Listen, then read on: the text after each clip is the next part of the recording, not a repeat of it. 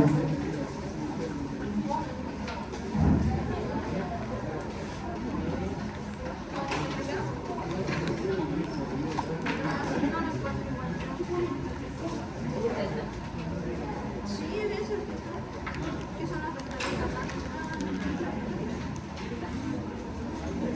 chicos, hoy día vamos a seguir. Hágame un favor, señorita, usted, la que se está sentando.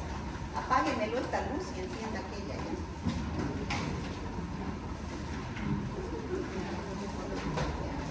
Eso, gracias. A ver, chicos, vamos a seguir con el avance. ¿Y qué ha pasado que no viene ya a clase? ¿Clases de qué? ¿Pero acaso no les toca debería esta hora? Pero cuando están conmigo se salen. ¿Ah? Entonces yo también no los voy a soltar, pero yo respeto al otro docente. Esa es la diferencia, ¿no? Bueno, Bacillus anthracis. Estamos dentro de los bacilos gram positivos. Seguimos con esta tablita. Ya hemos avanzado todos los focos gram positivos. Hemos avanzado el género Corynebacterium, el género Listeria. Nos falta estos bacilos gram positivos. Uno es el género Bacillus, o sea, son los bacilos que forman esporas. Ya ustedes saben que es la espora, es la forma de resistencia de la bacteria. Está el género Bacillus, donde vamos a ver dos bacilos, el Bacillus anthracis y el Bacillus cereus, y vamos a ver los anaerobios, donde hoy día vamos a ver a los anaerobios en general.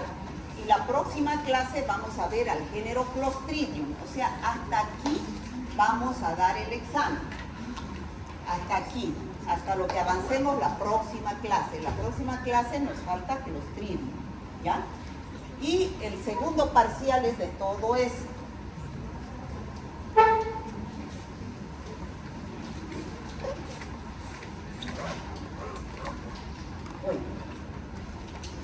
El Bacillus anthracis es el que produce la enfermedad llamada anthrax.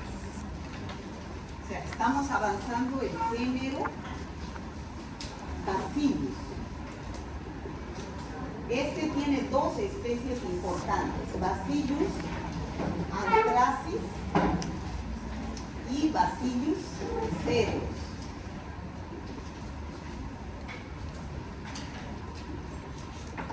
Y vamos a avanzar a los anaerobios.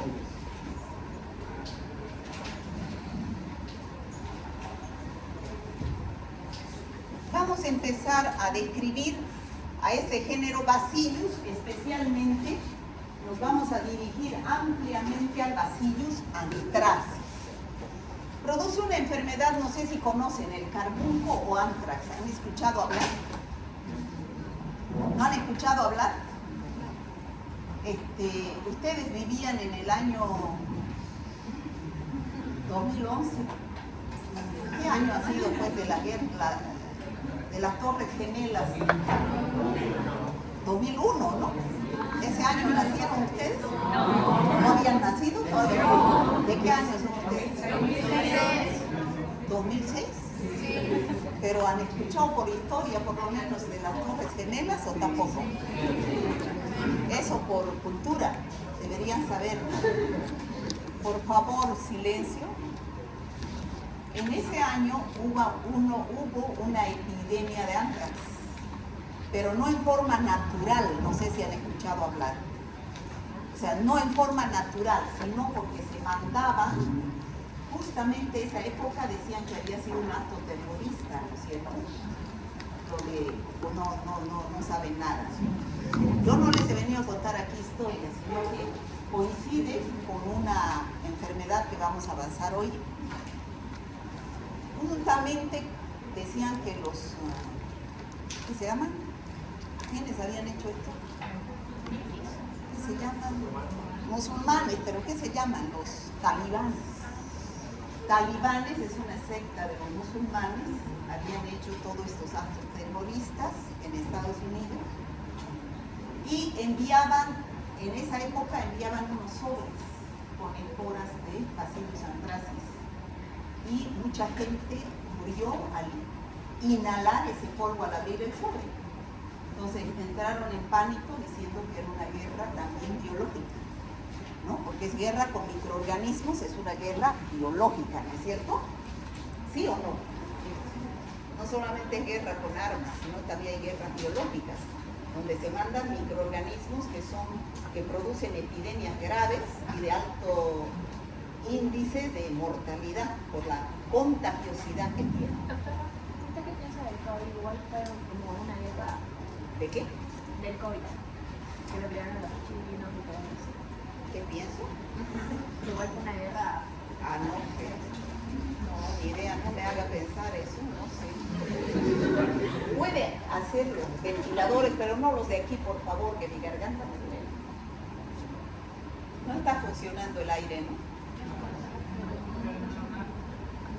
Yo no sé si lo del COVID es guerra biológica, creo que nadie se ha atrevido a decir nada, ¿no? ¿O sí? Mucho que era guerra biológica. Cada 100 años aparece una. ¿Pero quién? ¿Los chinos? ¿Contra quién? ¿Contra todo el mundo? Para eliminar a la gente vieja. Para eliminar a la... pero eso no es de los chinos, ¿no? Sino decían que puede haber sido las multinacionales, ¿no? Los grupos Soros, esos que querían eliminar a los viejos porque no producían. No sé. Bueno, el Bacillus anthracis produce una enfermedad llamada carbunco o anthrax. Ese es el cuadro clínico que produce carbunco o anthrax. Esa es la enfermedad. Por favor, en los exámenes, cuando yo pregunte el nombre de la bacteria o agente etiológico, tiene un nombre y un apellido, género y especie. Cuando pregunte el cuadro clínico, se refiere a la enfermedad que produce. ¿Se entiende? Ya, es diferente, ¿no es cierto? A ver, ¿qué enfermedad produce el Bacillus anthracis? Anthrax. ¿Cuál es la enfermedad producida por las esporas de Bacillus anthracis? Anthrax. ¿Cuál es el bacilo gram positivo que produce una epidemia que puede utilizarse como guerra biológica? ¿Cuál es el bacilo gram positivo? ¿Qué me van a decir? Bacillus anthracis, ¿no es cierto? Bueno, produce la enfermedad llamada carbunco o anthrax. ¿Qué son los Bacillus anthracis? Son bacilos gram positivos, como vemos ahí en la figura, de extremos, o sea, así como cortados a escuadras. Así, rectos, los extremos como cortados. Y cuando se agrupan, semejan cañas de bambú, dicen los libros. ¿Ya? Esa es la morfología del Bacillus anthracis.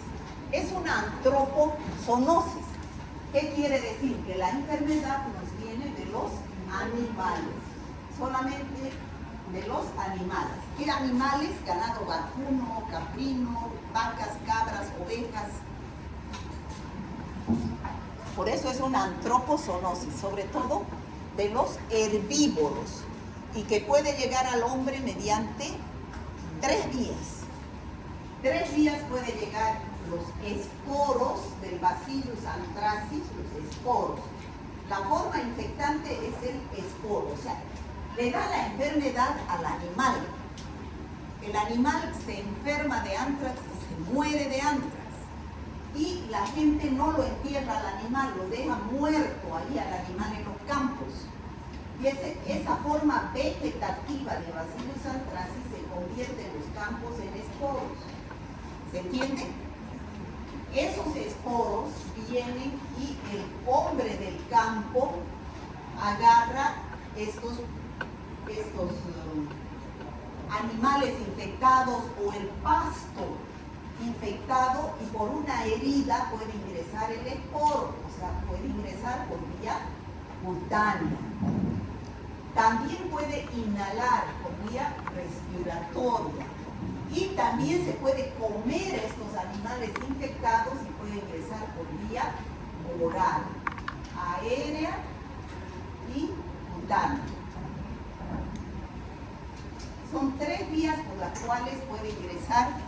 los esporos del Bacillus anthracis. Por eso se dice que es una antropozoonosis de los animales al hombre. Ahí tenemos a los animales muertos de anthrax, mueren de sepsis, ya se desangran, ¿no? Y aquí tenemos al Bacillus anthracis que puede llegar al hombre y producir la enfermedad del anthrax. Por eso yo les dije, las vías de transmisión son la respiratoria, cutánea y la digestiva. Estos animales se enferman, o sea, tienen la forma vegetativa del Bacillus anthracis. Pero cuando se mueren, esa forma vegetativa se transforma en esporos. Y esos esporos se inhalan, se comen o ingresan por una vía cutánea. 3 vías. De 3 formas les he dicho lo mismo. Bueno, ¿qué es lo que sucede en los animales? Los animales de anthrax no son un simple reservorio. Los animales les da el carbunco animal o anthrax animal, que pueden ser todos los animales mamíferos, o sea, los que se alimentan de pasto, ¿no? Al alimentarse de pasto ingresa por vía oral, ellos comen pasto con esporas, la bacteria, y son los carneros, las cabras, las vacas que ingieren los esporos, les da hemorragias y se mueren de sepsis, infección generalizada. Y de ahí, por las 3 vías que dijimos, llegan al hombre y producen la sepsis en el hombre, ¿no? Hay una forma, como les decía, bueno, eso es en forma natural, lo que les estoy diciendo aquí. Este hombre del campo manipula y puede ingresar por una herida, la vía cutánea, o puede ingresar al comer, vía oral, o al respirar aire contaminado en la vía respiratoria. Eso es en forma natural. ¿Qué quiere decir eso? ¿Qué quiere decir en forma natural? ¿Nadie sabe?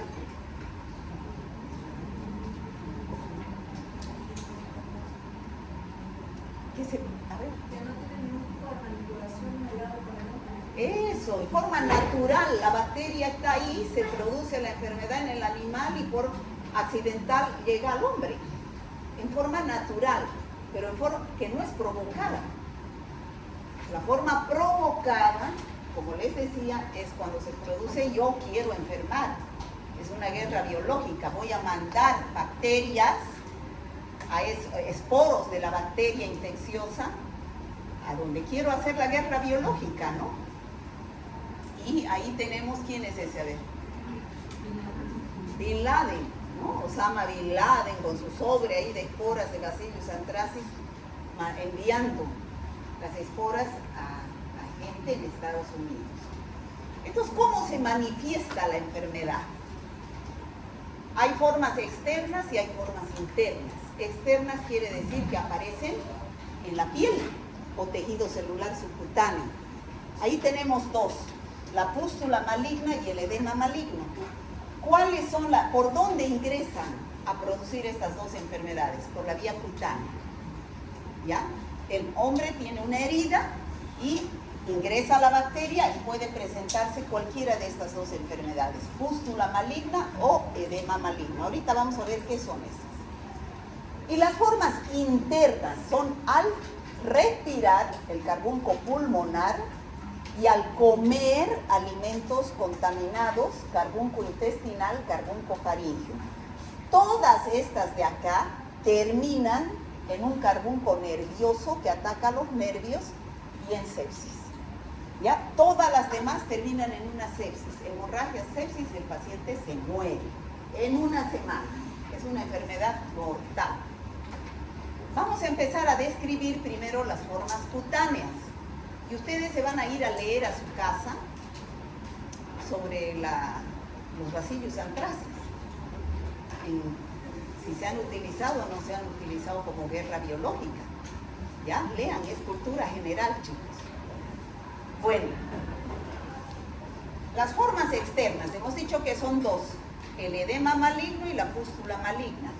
Ingresan por una herida, o sea, esa herida puede ser que esté contaminada con los esporos del Bacillus anthracis. La forma infectante no es la bacteria, son los esporos. ¿Dónde están los esporos? En la tierra, en el suelo. Son la forma de resistencia de la bacteria, que resiste a altas temperaturas, ¿no es cierto? Resiste altas temperaturas, desecaciones, resiste. Y después cuando ingresa a través de una herida, nuevamente alcanza condiciones favorables de vida y se convierte en forma vegetativa. Entonces ahí empieza a producir las enfermedades. Primero vamos a ver la pústula maligna. ¿Dónde se forma la pústula? ¿Qué es la pústula? Un granito con pus en el lugar donde está la herida y por donde ingresa la bacteria. Puede ser lo que está descubierto, cara, cabeza, miembros superiores, miembros inferiores, donde haya una herida, ¿ya? Después de un periodo de incubación corto, de 2 a 3 días, aparece, como vemos, una pápula eritematosa. ¿Qué es pápula? Esto ustedes van a ver en infecciones de piel y tejidos blandos, nos toca más adelante. Esto, cuando la piel agarra un cambio de color, aparece una manchita, pero no hay protuberancia, sino es así planito, se llama mácula. Cuando agarra así una protuberancia se llama pápula. Cuando se llena de líquido se llama vesícula, líquido transparente. Vesícula. Y cuando esto se llena de pus, ¿qué se llama? Pústula. ¿Ya? ¿Está claro? Bueno, primero aparece entonces una pápula eritematosa. ¿Qué significa? Roja, ¿no? La pápula, una prolongación así de la piel eritematosa, que se convierte en una vesícula pruriginosa. ¿Qué es prurito? Picazón, en una vesícula, un granito con líquido, pero pica. Entonces el paciente se rasca, erosiona. ¿Qué quiere decir? Que sale una herida y se seca y se convierte en una escara negra. Entonces, como vemos ahí, en una escara negra. Eso es rápido. Al tercer día de haber entrado la bacteria, esa escara se seca, se deprime y se convierte en negra, como vemos ahí. ¿Y qué puede suceder? Entonces, si es benigna, una evolución benigna, cuando se aplica tratamiento, o sea, el paciente, el hombre del campo generalmente, conoce que cuando tenga esa escara negra debe ir urgente al médico y dar antibiótico. Entonces, es benigna, se cura, pero cuando no, se deja y no recibe el tratamiento médico, entonces se convierte en fiebre, vómitos, diarreas, hipotensión, sepsis y muerte. Se muere el paciente. Eso es la pústula maligna. No quiero que ustedes me digan, eso se llama la enfermedad, pústula maligna. Cuando yo les diga qué se llama el cuadro clínico que produce el Bacillus anthracis, cite 2 cuadros clínicos. Me van a decir pústula maligna y edema maligno. Tiene nombre y apellido. Eso se llama. A ver, ¿cómo se llama usted? Pústula maligna y edema maligno. ¿Qué? ¿Cómo te llamas? Scarlett. Scarlett. ¿Ve? Eso está mal, que me diga Scarlett. Es como si me dijera solo pústula. ¿Qué se llama usted? Scarlett Giselle Durán Frías. ¿Scarlett qué? Giselle Durán Frías. Scarlett Frías. Scarlett Frías, ese es su nombre. Aquí nomás somos llenos de nombres y apellidos, ¿no? Tenemos 2 nombres, 2 apellidos. En otra ciudad, en otros países, solo el primer nombre y un apellido, no hay más. No hay más. Bueno, entonces, esa es la pústula maligna. Fíjense cómo es una escara negra que después evoluciona de ser una infección generalizada a nivel de piel, aparece y evoluciona a una sepsis. ¿Ya?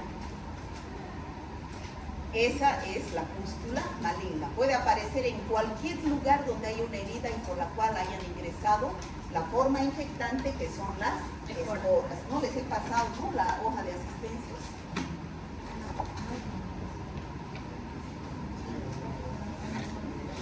¿Qué es lo que están pues firmando? ¿Qué es lo que están firmando? A ver, muéstrenme. ¿Quién les ha dado eso? A ver, présteme. Esto es del auxiliar, o sea que el auxiliar no les dio tampoco hoja de asistencia. Ya, firmen, por favor. Esta es la mía. ¿Qué haremos con el grupo C1? No, eso no es mío. Déjenlo nomás aquí. ¿Cómo? No sé. Cuando yo tenga tiempo. Yo tenía que tomarles de 3:15 a 3:30. El auxiliar viene que no hay. Entonces que no hay don Alfredito y no sé qué. Yo a las 3:30 tenía reunión de acreditación. Entonces yo no puedo, yo tengo mi tiempo marcado. ¿Ya? Bueno, la segunda enfermedad se llama edema maligno. El edema maligno se presenta en personas con bajas defensas, en inmunodeprimidos, ¿ya? Su localización, como vemos acá, es palpebral. ¿Qué significa? En el párpado. ¿Ya? Se localiza en el párpado. Donde aparece, fíjense, el párpado, un edema hinchado, pruriginoso. El paciente se rasca y también aparece la escara negra. Pero eso se puede extender a la cara, al cuello, a la lengua, al tórax. Y esta es de pronóstico más grave que el edema maligno. Mucho más grave que el edema maligno. El paciente se muere rapidito. ¿Ya? Esas son las dos formas externas, la pústula maligna y el edema maligno. Estas son las formas internas. No puede encender los ventiladores y yo ya me voy a desmayar aquí. Nadie se para ahí. Los de ahí del medio, por favor, no estos de aquí. ¿No dan? No, esto no, por favor, esto. Yo hablo y me vuelvo ronca ese ratito. Bueno, ¿cuáles son las formas internas? Las formas internas son las que ingresan no por la vía cutánea, sino por la vía aérea y la vía oral. ¿Ya? ¿Cuáles son? La vía aérea, la forma pulmonar. Esta es la que se produjo como guerra biológica. Niña, apáguelo eso, por favor. Nadie puede pararse.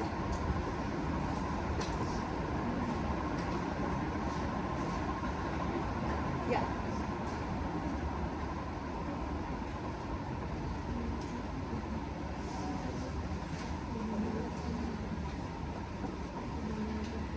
Ese aire ya no sirve, ¿no?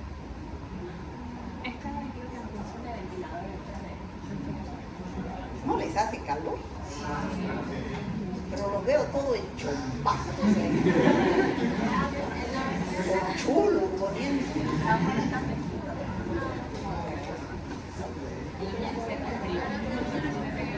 Bueno, las formas internas, chicos, por favor, escúchenme. Esta es la que ingresa por vía aérea. Esta es la que se puede transmitir mediante las esporas y puede ser la forma de guerra biológica. ¿Ya? Ingresa por vía aérea, pero también en forma natural pueden ingresar por vía aérea, ¿no? ¿Qué es lo que produce neumonía? La neumonía, ya saben ustedes lo que es neumonía, pero es grave esta neumonía, tiene 75% de mortalidad. Por eso es que se utiliza como guerra biológica, ¿ya? Esa bacteria. Intestinal es cuando uno come alimentos de animales mamíferos contaminados o enfermos con esta bacteria. Entonces, ¿qué es lo que da? Diarrea sanguinolenta y se muere por sepsis. da un colapso cardiovascular, o sea, todas las formas se convierten en sepsis. También puede afectar solamente la faringe, pero afecta una sola amígdala y después igual se generaliza y da manifestaciones intestinales. Todas las formas, desde la cutánea, pulmonar, digestiva, faríngea, se convierten en una forma terminal. Es decir, primero empieza localizada en los pulmones, si es que ingresa por vía aérea, o en la piel, si ingresa por vía cutánea, o en el intestino, si atraviesa por vía oral. Pero al final todo se convierte en forma terminal, donde afecta al sistema nervioso, se paraliza las hemorragias, meningitis, sepsis y muerte. ¿Ya? Todas se convierten en forma de sepsis. Bueno, ya hemos visto la forma pulmonar. ¿Cómo se hace el diagnóstico del carbunco respiratorio, que es el más grave? Los hallazgos físicos no son específicos, o sea, dan hallazgos de una neumonía. Pero neumonía puede presentar cualquier bacteria, puede producir neumonía, ¿no es cierto? Entonces, a la radiografía de tórax se puede apreciar un ensanchamiento del mediastino, pero sin infiltraciones intersticiales. Cuando se hace una tinción de Gram del esputo de ese paciente, se observan los bacilos Gram positivos, así como cortados en escuadra, ¿no? Asimilando cañas de bambú. Entonces, si en ese momento se tiene una epidemia de anthrax, entonces se va a pensar que es Bacillus anthracis, ¿ya? O sea que la epidemiología, ya hemos dicho que el diagnóstico de una infección se hace en base a 3 pilares fundamentales: la clínica, la epidemiología y el laboratorio o rayos X o la ecografía. ¿Quién pesa más aquí? La epidemiología para dar un diagnóstico, ¿no? Si estamos en epidemia de anthrax, rapidito se llega a diagnóstico de anthrax. Bueno, el tratamiento debe iniciarse antes del comienzo de los síntomas severos. De lo contrario, a pesar de que se instaure el tratamiento, el paciente fallece. O sea, en una semana han visto que puede fallecer el paciente si no se instaura un tratamiento adecuado. Entonces hay que estar, los primeros casos seguro van a morir. ¿Por qué? Porque no se detecta a tiempo. Pero una vez que se detectan los primeros casos, entonces ya todos los casos por nexo epidemiológico parecido, se dice que puede ser anthrax, ¿no? El antibiótico de elección al ser Gram positivo es la penicilina en altas dosis por vía endovenosa, ¿no? En pacientes alérgicos a la penicilina se dan otros antibióticos como los macrólidos, eritromicina, roxitromicina, acitromicina, ciprofloxacina, que es una quinolona, o doxiciclina. Bueno, la terapia de soporte vital, o sea, impedir que el paciente se muera, mantenerle las funciones vitales, es muy importante. ¿Cómo podemos hacer la profilaxis? Hay una vacuna, pero que se aplica a los animales, ¿no? Pero hay que hacer medidas sanitarias, vacunar al ganado, educación agropecuaria. O sea, que la gente que trabaja en el campo tiene que saber que existe esta enfermedad, para que acuda, apenas le aparezca una cara negra, acuda al médico para que instaure su tratamiento antibiótico. Pero también hay que tener cuidado con los que trabajan con pieles, ¿no? Las pieles muchas veces de los animales se las utiliza para hacer la cultiembre, para hacer chamarras, para hacer cosas de cuero, ¿no? Entonces, generalmente es de los animales muertos. Entonces pueden haber muerto de anthrax. Y esas pieles están con esporos. Entonces debe desinfectar las pieles y lanas en las industrias. Y las personas que manipulan deben usar guantes, deben usar barbijo, ¿no? Para evitar, como medidas profilácticas, para evitar que ingresen o bien por vía aérea o bien por vía cutánea, ¿no? Se ha hecho estudios epidemiológicos en diversos tipos de trabajo, donde se ha visto que los carniceros tenían el mayor porcentaje de contagio. Los tapiceros, los que tapizan, los que hacen sillas de montar, los curtidores, los pastores, los cosechadores de guantes, poseedores de guantes de piel. Entonces, esos eran los que más se enfermaban. Bueno, y el estudio bacteriológico, de acuerdo a la forma clínica en la cual se presenta el ántrax. Si es una pústula o un edema maligno, la muestra va a ser la secreción, ¿no? Si son vesículas, se puncionan las vesículas para sacar el material. Si es neumonía, se saca el esputo o el aspirado bronquial. Si es que es intestinal, los ganglios mesentéricos. Si el animal, queremos investigar si la fuente de infección está en un animal muerto, se ha visto que hay mayor cantidad de bacilos en la oreja, en el metatarsiano, metacarpiano del cadáver.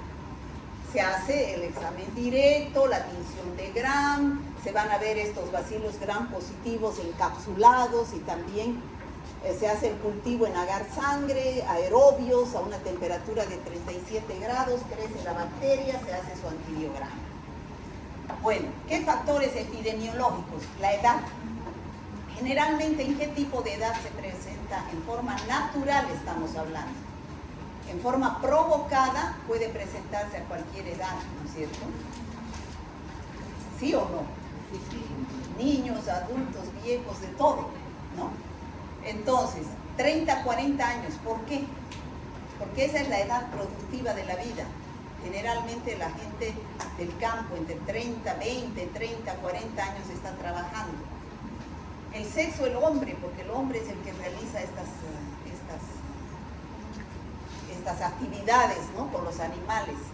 El ambiente rural y la profesión, los campesinos, los veterinarios, los agricultores, los carniceros, los que trabajan con cueros, esos son los más importantes.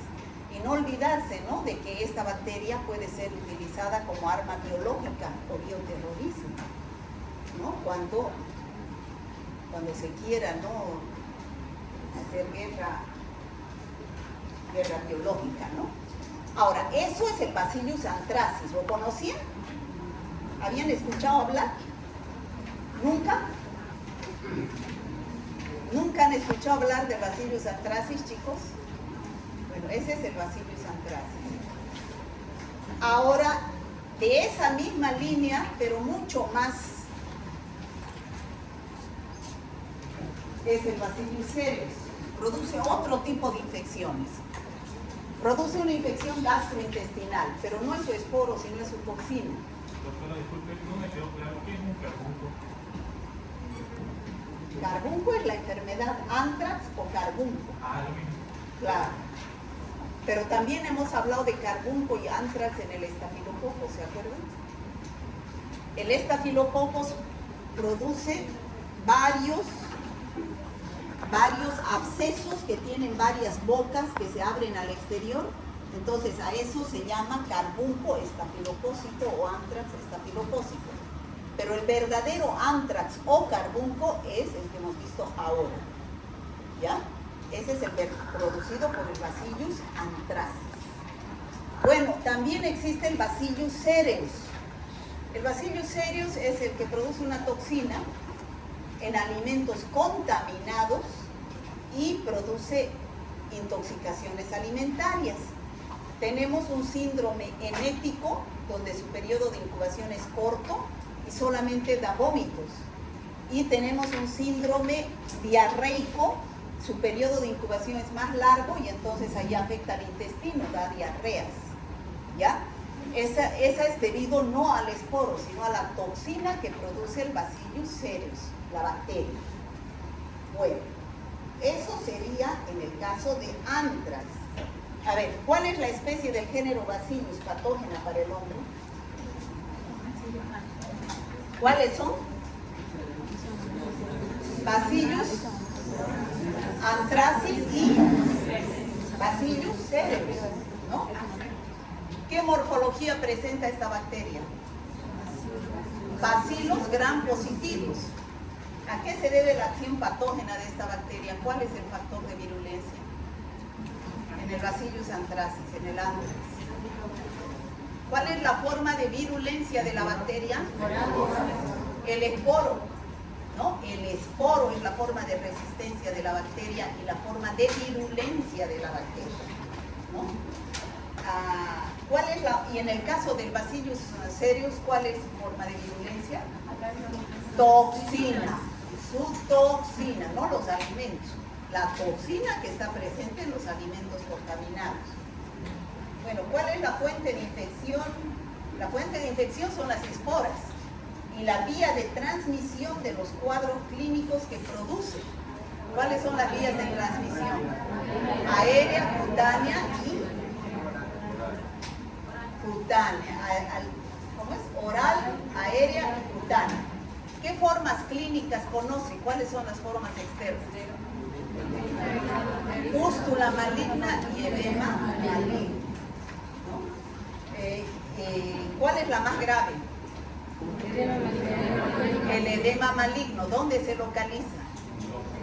En el párpado, localización palpebral.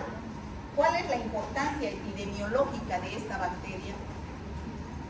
¿Por qué epidemiológicamente es importante el Bacillus anthracis?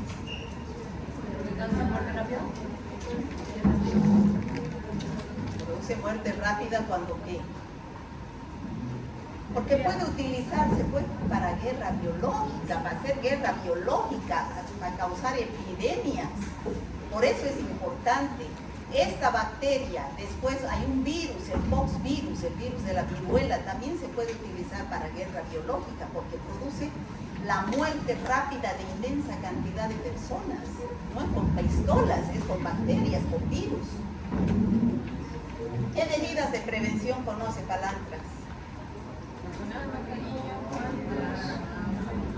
Vacunar al ganado, educación sanitaria a la gente que trabaja en el campo, desinfección de las de los cueros, de las pieles de los animales, medidas de bioseguridad de los que trabajan con animales, uso de guantes, de barbijo, ¿no? Bueno.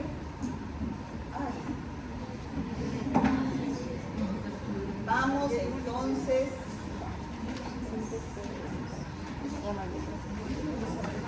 Ya me agoté.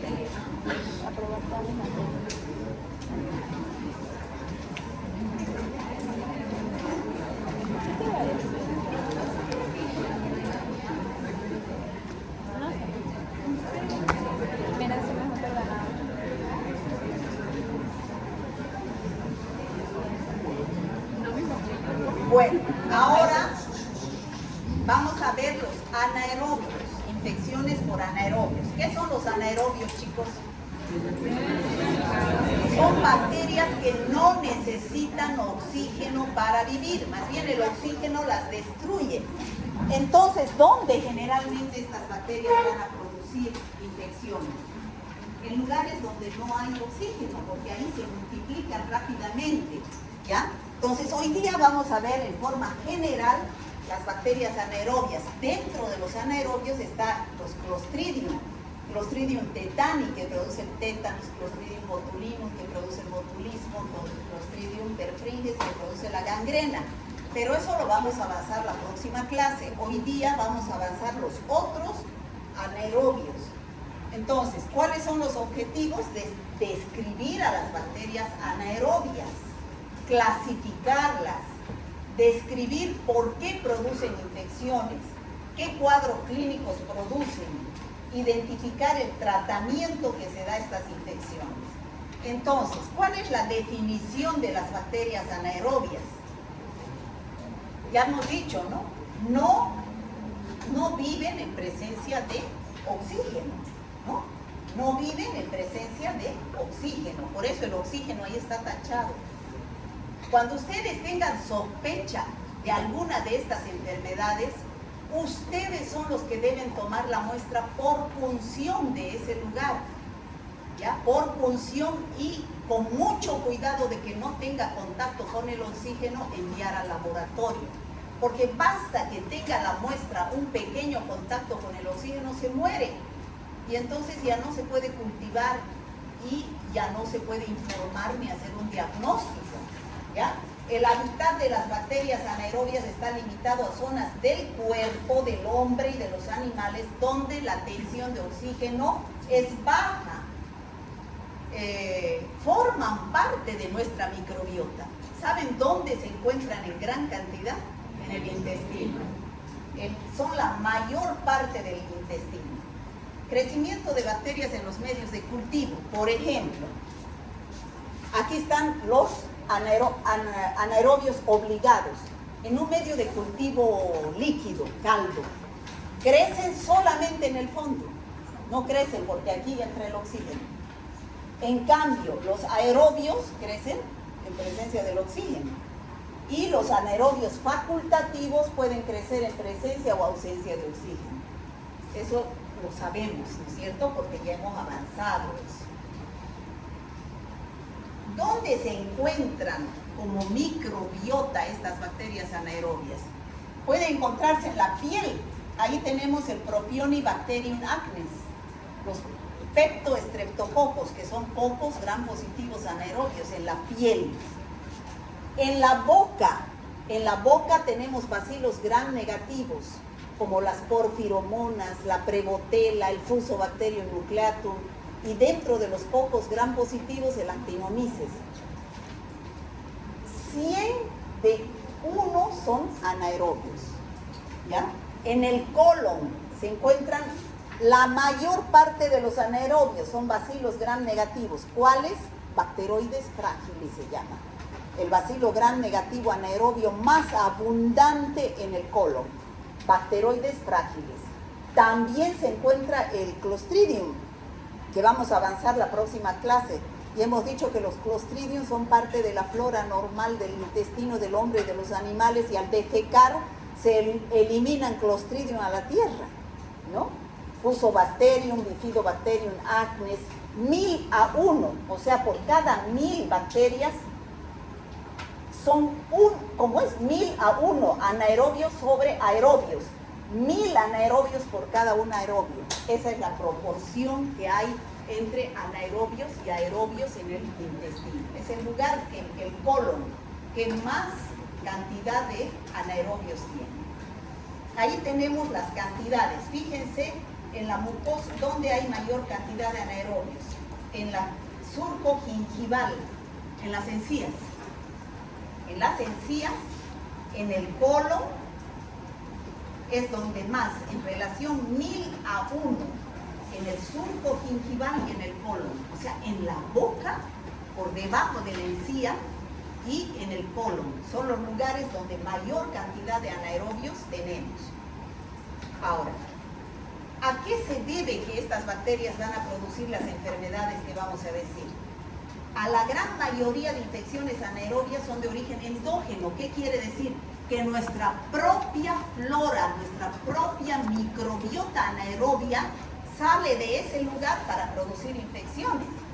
Sobre todo a nivel del gastrointestinal, orofaringia o genitourinaria. ¿Por qué? Porque las heces son anaerobios que contaminan muchas cosas, ¿no? Ahora, ¿cómo es la patogénesis? ¿Cómo se producen estas enfermedades por anaerobios? Son infecciones oportunistas. Esperan que las defensas de los huéspedes bajen, se produzca la inmunodepresión para ellos salir de los lugares donde está microbiota para producir la infección. Son polimicrobianas las infecciones, es decir, no solamente la infección es producida por una bacteria, sino son por una bacteria aerobia y una anaerobia. La aerobia, ¿qué hace? Se lo consume el oxígeno del lugar para que la anaerobia prolifere sin oxígeno, ¿ya? Se disminuye el potencial de óxido-reducción, el potencial redox, y así el oxígeno baja y crece la bacteria anaerobia, ¿no? Se coloniza el lugar por bacterias anaerobias y se produce daño del tejido. Ya eso no. Ya eso no. A ver, ¿cuáles son los mecanismos patogénicos? Estas bacterias ya hemos dicho que producen infecciones por anaerobios, generalmente en inmunodeprimidos, cuando evaden la respuesta inmunitaria del huésped. Tienen factores como ser pilis, fimbrias, que se adhieren a la superficie de las células a las cuales se están infectando. Y ahí algunos empiezan a producir toxinas, como el Clostridium botulinum, Clostridium tetani, Clostridium perfringens. Vamos a ver la próxima clase qué enfermedades tan graves producen gracias a sus toxinas, y otros producen enzimas. O si no, como les decía, actúan en sinergismo. ¿Qué significa eso, sinergismo? Se ayudan un aerobio con un anaerobio. ¿Cómo? El aerobio consume todo el oxígeno del lugar, lo deja sin oxígeno, y el anaerobio aprovecha la oportunidad, produciendo infecciones polimicrobianas, como vemos acá, ¿no? En este lugar es un absceso gingival de la encía. Entonces ahí se hace una punción, se cultiva y pueden crecer bacterias aerobias y anaerobias. Por eso se dice que producen infecciones polimicrobianas. ¿Dónde pueden producir infecciones? En todas partes del cuerpo, en la cabeza y el cuello pueden producir sinusitis. A ver, aquí, los senos frontales, los senos paranasales, ¿tienen comunicación con oxígeno? ¿Tienen? ¿Qué dicen?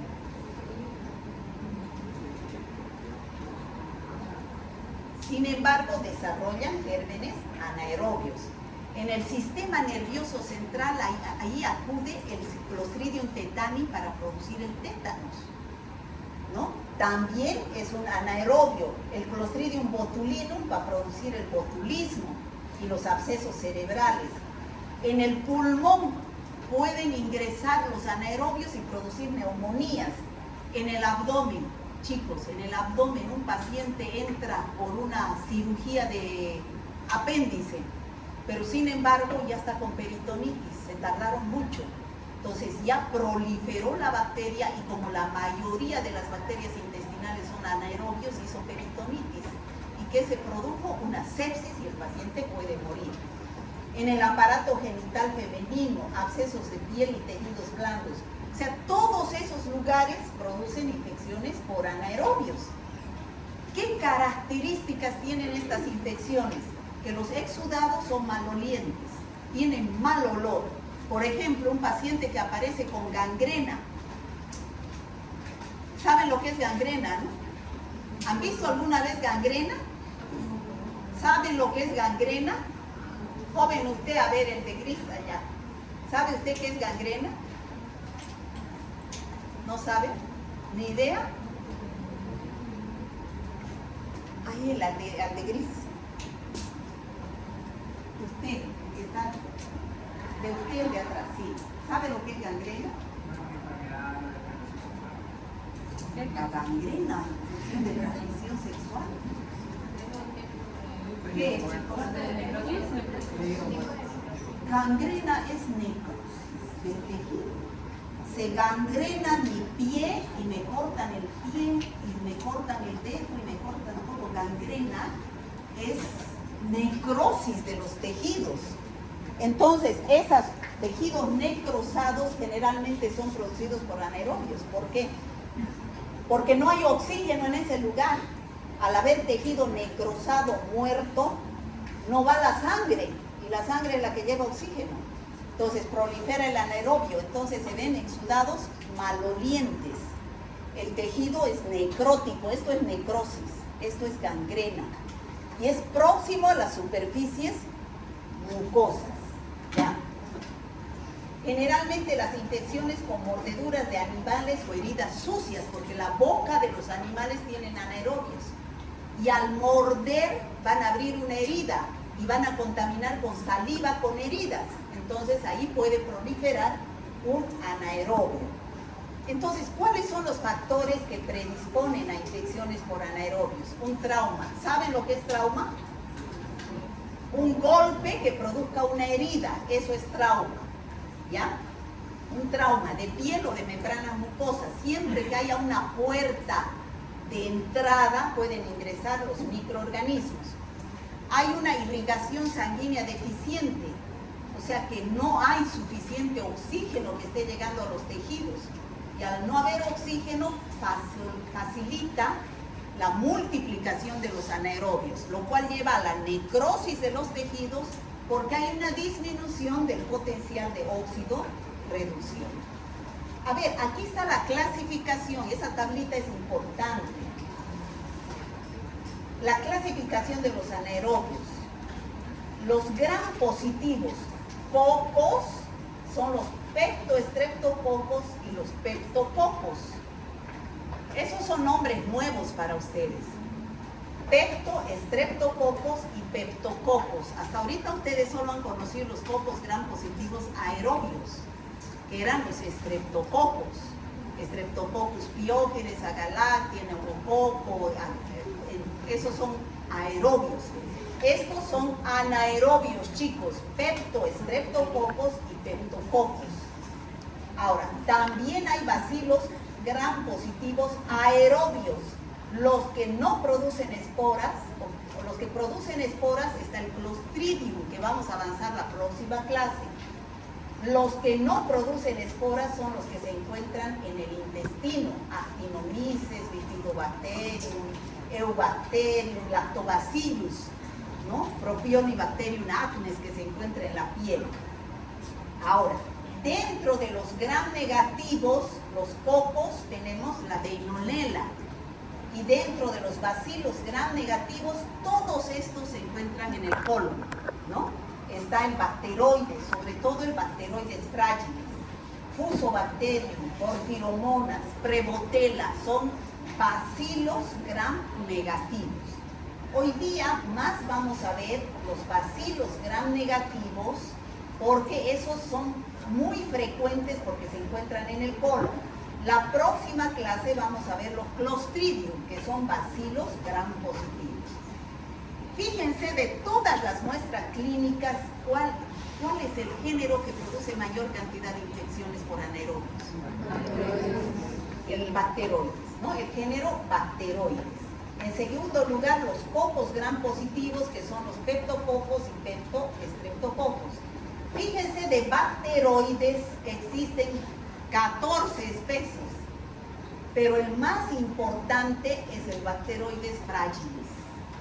¿Ya? Bacteroides fragilis. Son microbiota en la boca, en el intestino, en el aparato genital femenino.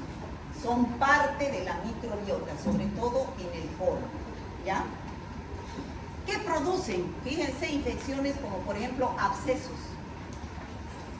Hay abscesos que son producidos por Staphylococcus aureus, otros por Streptococcus pyogenes, pero también Bacteroides fragilis produce abscesos, ¿ya? Es el patógeno más frecuente en infecciones humanas. ¿Dónde se encuentra como microbiota? En el colon.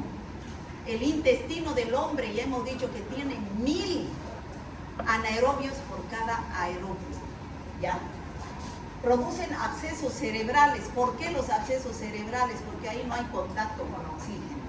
Abscesos pulmonares igualmente. Las infecciones intraabdominales, la peritonitis, casi todas son producidas por anaerobios. ¿Han escuchado hablar de peritonitis? Apéndice. Si el apéndice se saca a tiempo, es una cirugía limpia, no hay contaminación. Si lo deja mucho tiempo, se vuelve peritonitis, si hay pus, si hay bacterias, si hay infección. Y si lo deja más tiempo, se vuelve sepsis, ¿no? Y se muere de sepsis el paciente. Lo mismo sucede con la vesícula, ¿ya? Ya.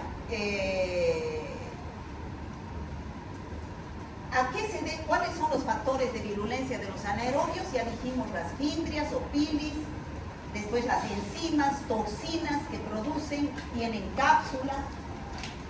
En el caso del segundo, que son los cocos gram positivos, el peptoestreptococos, que es un coco anaerobio, los abscesos cerebrales, por su vecindad del cerebro están los oídos, sobre todo la otitis media, la sinusitis, ¿no? Y la infección pulmonar. La Prevotella, aquí tenemos, fíjense, varias especies de Prevotella. Prevotella melaninogénica intermedia, pero la más importante es la Prevotella melaninogénica. ¿Qué infecciones producen las prevotelas? Otitis media crónica, sinusitis, infecciones periodontales, o sea, infecciones de las encías. En la vía respiratoria baja, o sea, en el aparato respiratorio bajo, ingresan por aspiración hasta los pulmones, donde pueden producir neumonías, abscesos en los pulmones, empiema pulmonar, o sea, se forman de pus los pulmones.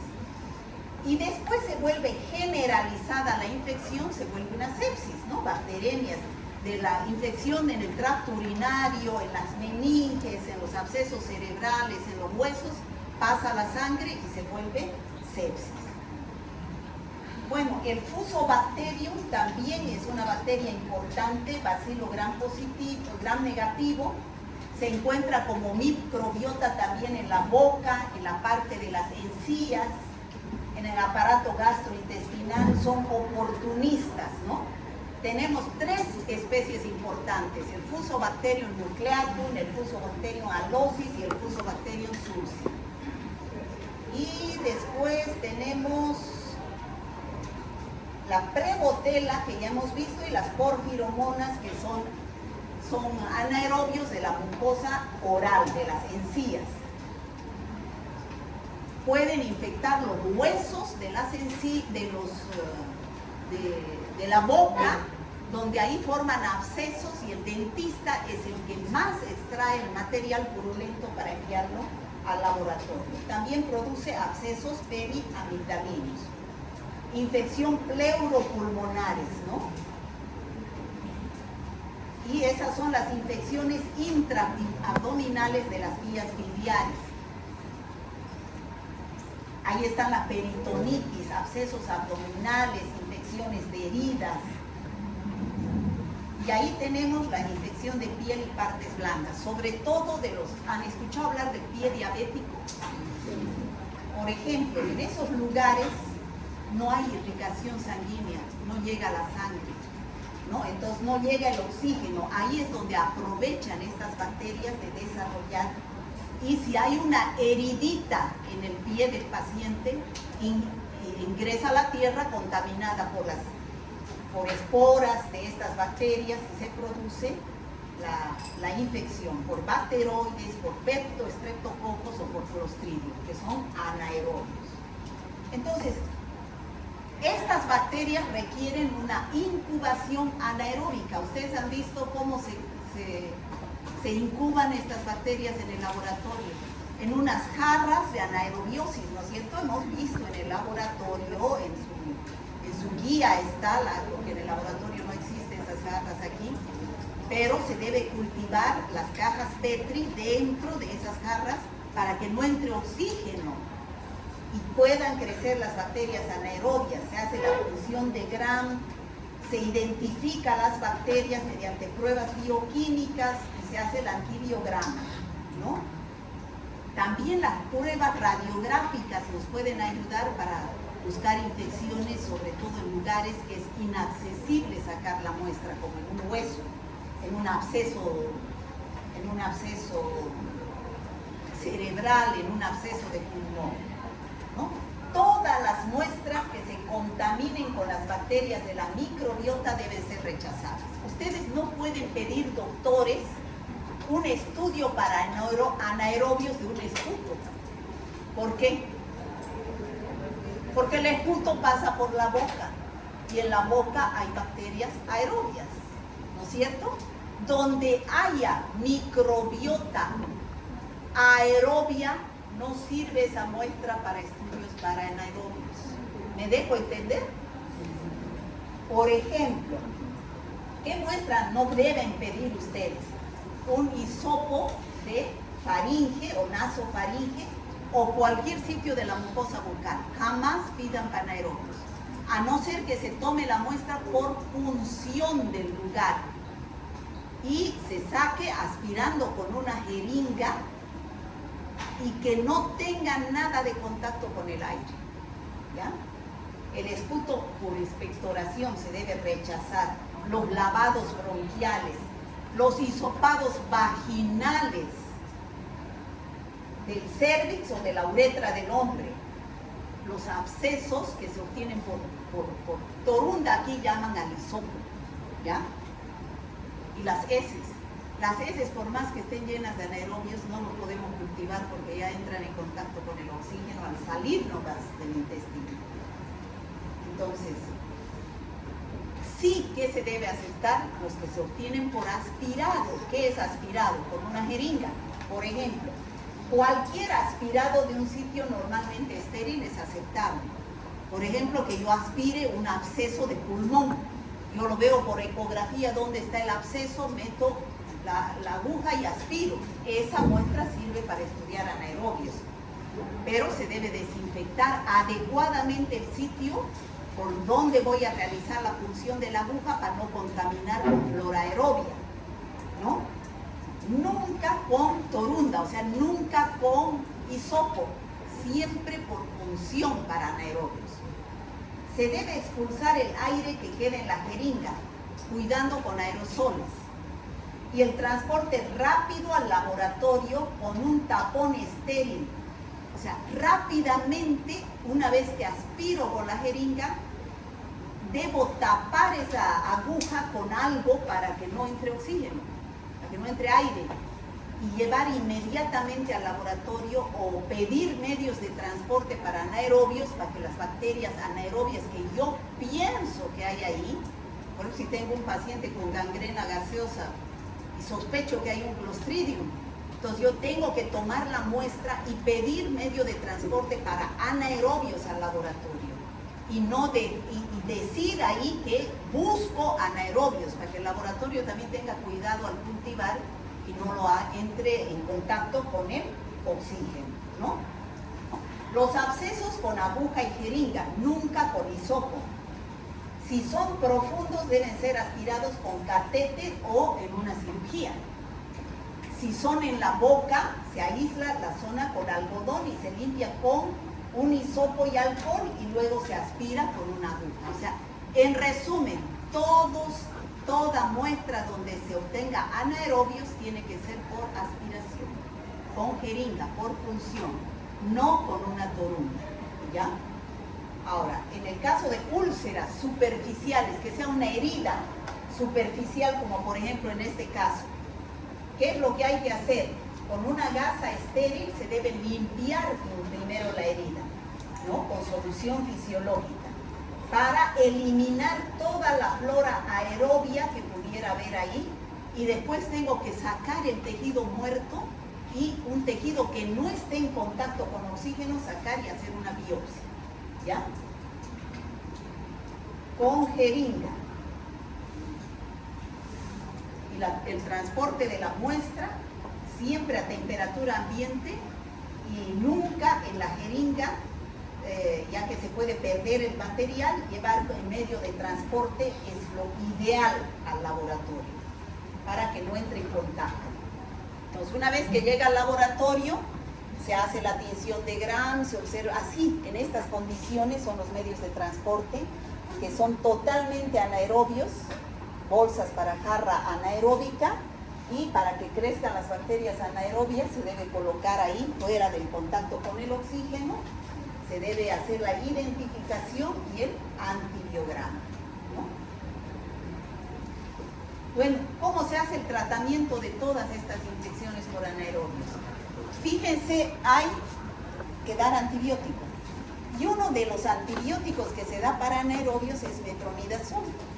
O sea, como tratamiento empírico, les digo, ¿no? El metronidazol, ¿han escuchado hablar del metronidazol? ¿En dónde? También se da para parásitos, para tricomonas vaginalis, ¿para qué más? Para amebas, para amebas. Y en bacteriología también se da para Gardnerella vaginalis. Es una bacteria vaginal, ¿ya? Pero aquí también se da para anaerobios, mezclado con otro antibiótico que es la clindamicina, la amoxicilina o la pimeteracilina. Se llama sinergismo. ¿Qué quiere decir? Que en grupos de A2 se potencia la acción. Importante, si la herida es de piel, por ejemplo, si fuera un pie diabético o si fuera una gangrena, entonces, ¿qué es lo que hay que hacer primero? Drenar y sacar la parte muerta, ¿no? Para eliminar el tejido muerto, que es ahí donde está la bacteria. porque ahí no hay circulación de oxígeno. Entonces la bacteria prolifera ahí. Entonces al sacar el tejido muerto va a restaurarse la circulación sanguínea. Entonces va a llegar nuevamente el oxígeno y va a evitar que crezcan y se multipliquen las bacterias anaerobias, ¿no? Y hay que dar cámaras de oxígeno hiperbárico, sobre todo infecciones necrotizantes de la piel, o sea, instilar oxígeno a ese lugar de la herida para destruir a la bacteria anaerobia, ¿no? Ese es el drenaje en el caso de abscesos y esa es la cámara hiperbárica en el caso de infecciones en la piel por anaerobios. A ver, ¿a qué se denomina bacteria anaerobia? A la que crece en ausencia de oxígeno. ¿Cómo se clasifican las bacterias anaerobias? Cocos y bacilos gram positivos. Hay cocos gram positivos anaerobios que son peptococos, streptococos. Hay bacilos gram positivos anaerobios que son los que producen esporas, los Clostridium, y los que no producen esporas son los Fusobacterium y los demás. Dentro de los gram negativos, los cocos gram negativos, ¿cuál es? Uy, ya se han olvidado la Prevotella. Y los bacilos gram negativos, ¿cuál es el más importante anaerobio? Bacteroides fragilis, ¿no? Ahí también está el Fusobacterium y todo demás. Bueno, el mecanismo de patogenicidad de estas bacterias es que producen toxinas, producen enzimas, tienen pilis o fimbrias por las cuales se adhieren. ¿Cuáles son las infecciones endógenas y exógenas producidas por la araña? Las endógenas son las producidas por la propia microbiota. En pacientes inmunodeprimidos se van a lugares estériles, ¿no? Y las exógenas son las que nos vienen de la tierra, de afuera, y bien pueden entrar por un corte o por inhalación, como es el tétanos, como es la gangrena. ¿Qué cuadros clínicos producen cada uno de estos géneros de bacterias? Ya hemos visto, cada uno produce infecciones diferentes, pero generalmente producen infecciones en lugares en lugares estériles, ¿no? Y en lugares donde hay bajo potencial de oxígeno. El tratamiento de estas infecciones, ¿qué antibióticos? Metronidazol, clindamicina, ¿qué más? Cloxacilina, piperacilina, y eso sería todo, chicos. Nos falta un tema y hasta ahí es el examen.